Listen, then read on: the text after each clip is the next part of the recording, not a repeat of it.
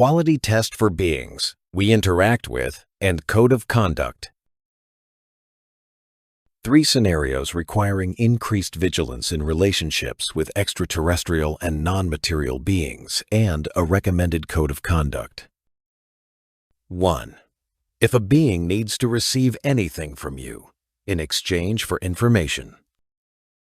Conclusion.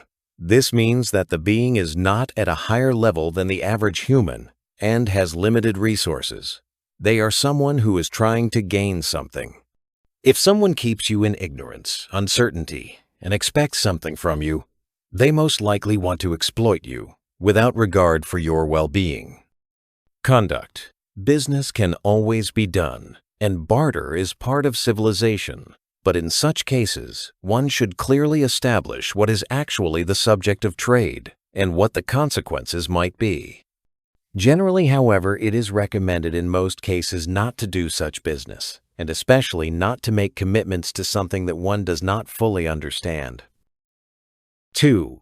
If a being treats you like a child by taking on the role of a parent or older sibling and claims directly or indirectly that you have no right to independence, your own decisions, and independent actions because, for example, you know nothing, emphasizes that humans are not developed enough, etc., while simultaneously refusing to provide you with clear, unambiguous information.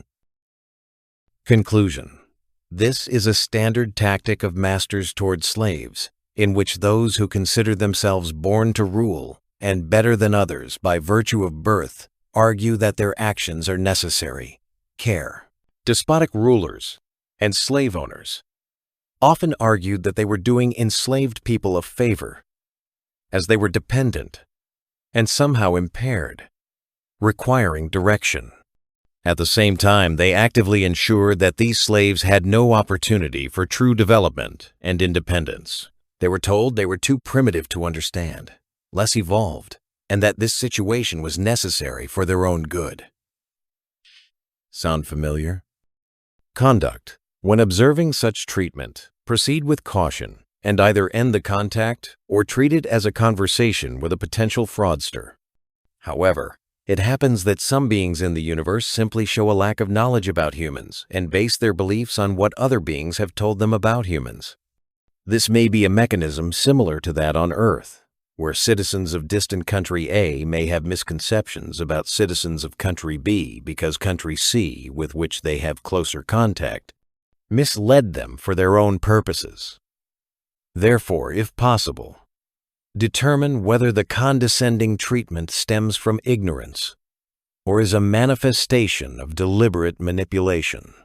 If it is ignorance, we can explain to the being, if we have such an opportunity, how things really are, and observe how they react, which will give us a basis for further assessment of the situation.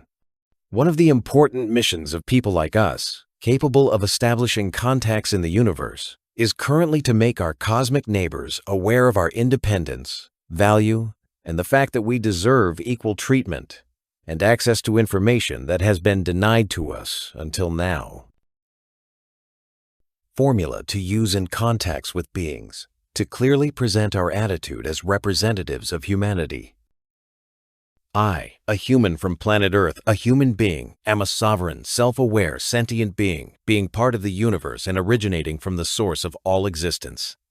I am neither worse nor better than others. I am open to truth and honesty. I am a partner for contact for those who treat me as a partner, with honesty and openness. I come from the same source and have the same rights to life and free development.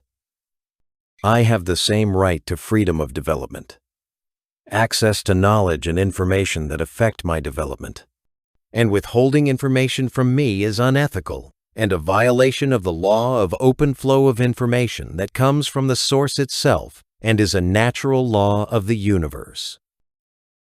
This formula should be consciously and convincingly conveyed to the being in contact, and observe how they react to it, which will give us grounds for deciding on further action.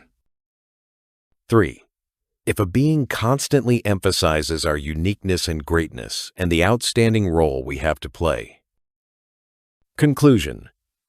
This is one of the frequently used tactics in many channelings, and not only tickling the recipient's ego and arousing in them a sense of uniqueness while making them dependent on the content of the message. There's a difference between a compliment we can hear and accept, and systematic inflation of the ego leading to loss of vigilance and objective assessment of the situation. Conduct. One should approach content that tickles our sense of uniqueness very carefully and analyze whether it is part of a manipulative tactic of our decision-making process. Final conclusion.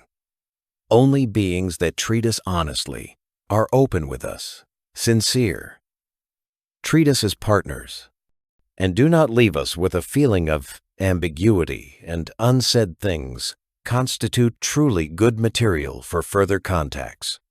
If we notice that someone is manipulating us even in small matters, we should assume that they are probably even more inclined to manipulate us and deceive us in large and very important matters.